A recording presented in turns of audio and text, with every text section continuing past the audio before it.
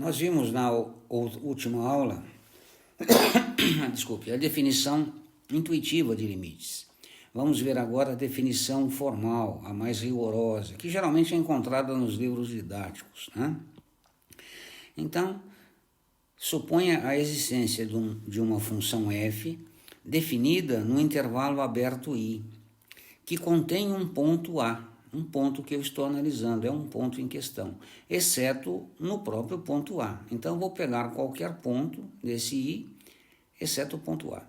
O limite de f de x, quando o x se aproxima de A, será L.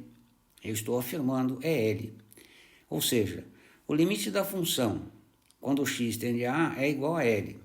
É uma afirmação. O que significa isto? Significa que para todo epsilon maior que zero, existirá um delta maior que zero, correspondente tal que, para todo x, né, f de x menos L, valor de tendência, é menor do que delta. O f de x é a imagem da função. Sempre que o x menos 1, o A, que é o ponto em questão, for menor que delta e maior que zero. Epsilon e delta são constantes muito pequenas, né? Então, esta é a definição rigorosa de limite que você encontra em livros de cálculo. Para que você possa entender o que é que está escrito aqui, vamos desenhar um gráfico e uma função qualquer neste gráfico, né?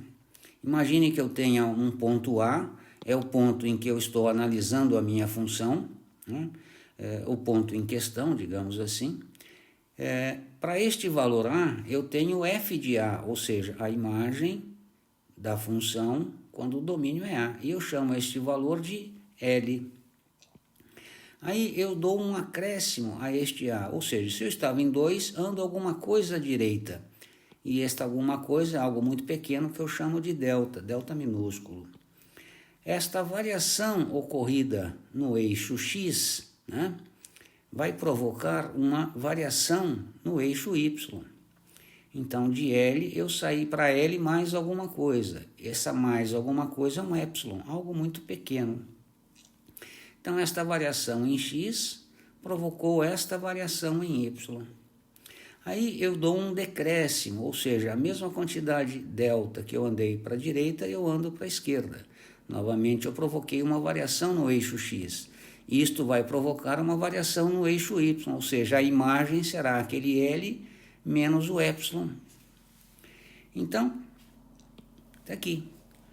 Epsilon e delta são pequenas variações, epsilon no eixo Y, delta no eixo X.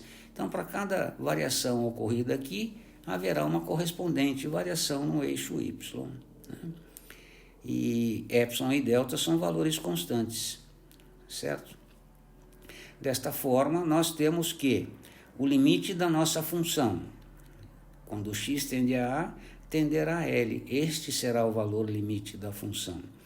Ou seja, quando eu me aproximo do ponto A pela esquerda, o valor da função se aproxima de L por baixo. Quando eu me aproximo do ponto A pela direita, o valor da função se aproxima do valor L por cima. Então, aqui está. Eu poderia fazer esta indicação como sendo a menos e esta indicação como sendo a mais. Foi o que eu fiz no exemplo que eu citei de modo intuitivo. Então é isto. Aqui nós temos, né, a definição mais formal do limite. E lembrando que se houver o valor do limite de uma função, este valor é único, não há outro, certo?